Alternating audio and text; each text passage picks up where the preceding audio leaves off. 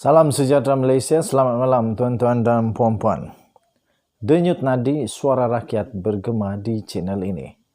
Tuan-tuan dan puan-puan, saya ingin mengucapkan selamat menyambut bulan puasa sekali lagi. Tuan-tuan dan puan-puan yang dihormati sekalian, baru sebentar tadi kita telah terima satu lagi berita terbaru yang pastinya menggemparkan seluruh dunia, tuan-tuan dan puan-puan. Selama ini kita pernah mendengar Datuk Seri Najib Tun Razak dengan kes-kes 1 bilion, 2 bilion, 3 bilion, 4 bilion, 5 bilion, 6 bilion. Okey, tak apalah. Tapi kali ini tuan-tuan dan puan-puan, sebelum itu kamu komen dulu. Denyut nadi suara rakyat bergema di channel ini. Bukan 1 bilion, tuan-tuan dan puan-puan. Bukan 2 bilion, tuan-tuan dan puan-puan. Bukan 3 bilion, tuan-tuan dan puan-puan. Bukan 10 bilion ringgit Malaysia, tuan-tuan dan puan-puan. Bukan 20 bilion, tetapi 8 kali 4, lebih kurang 32 bilion ringgit Malaysia, tuan-tuan dan puan-puan. Kali ini, apa pula nasib Datuk Seri Najib Tun Razak? Selama ini tuan-tuan dan puan-puan kita hanya mendengar jumlah-jumlah yang berbilion-bilion. Tapi kali ini lebih 32 bilion ringgit Malaysia. Apa cerita ni tuan-tuan dan puan-puan? Baik, inilah berita yang baru saja diterima. Tuan-tuan dan puan-puan, disahkan bahawa Datuk Seri Najib Tun Razak telah disaman sivil. Aduh, kasihan sungguh. Telah disaman sivil oleh One Malaysia Development Berhad sebanyak 8 bilion US dollar bersamaan dengan lebih kurang 30 bilion ringgit Malaysia. Okey, kita tengok kalau kita tengok pertukaran mata wang asing sekarang, USD kepada ringgit. USD to MYR. To MYR. Okey. Kalau 8 bilion USD, agak-agak berapa ringgit Malaysia? Kita tonton sama-sama, ya. Kita nantikan bersama-sama jawapannya.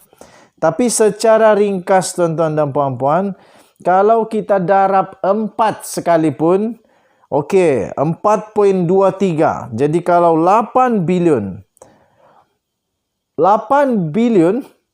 bersamaan dengan 33 bilion ringgit Malaysia, tuan-tuan dan puan-puan.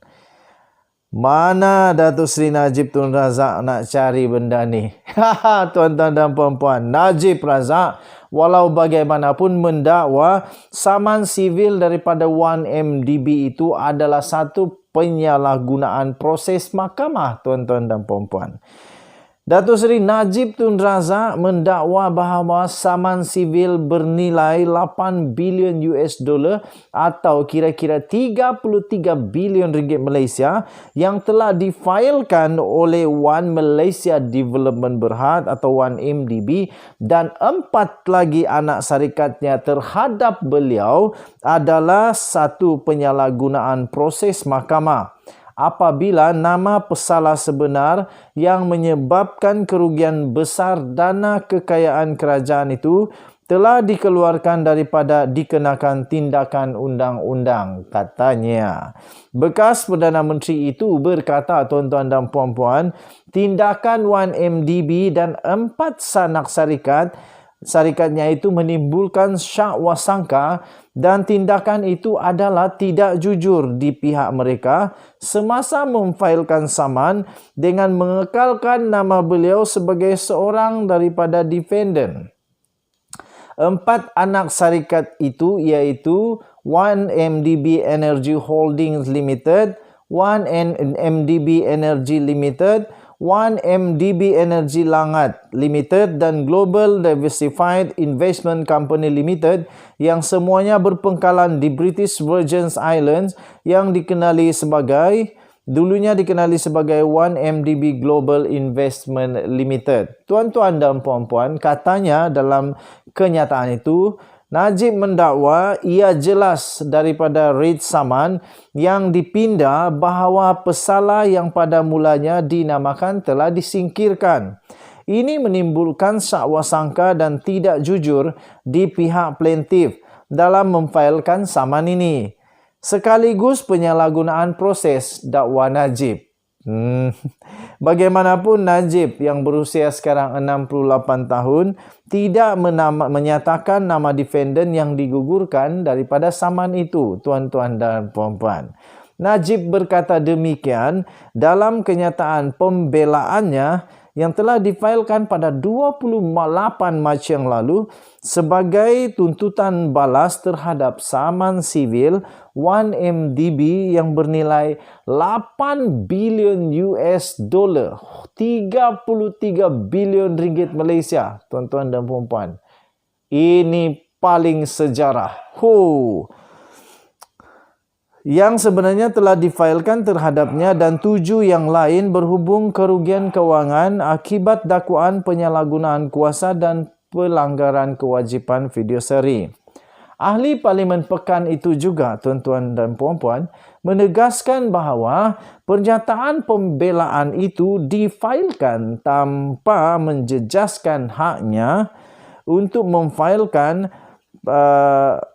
permohonan interlokutori, entah apa ni, lanjut seperti meminda pembelaan atau membatalkan keseluruhan saman.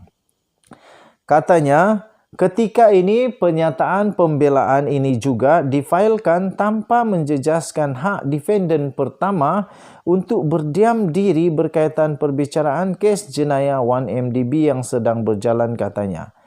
Tuan-tuan dan puan-puan, pada awalnya 15 individu termasuklah Datuk Seri Najib Tun Razak telah dinamakan dalam kes saman itu.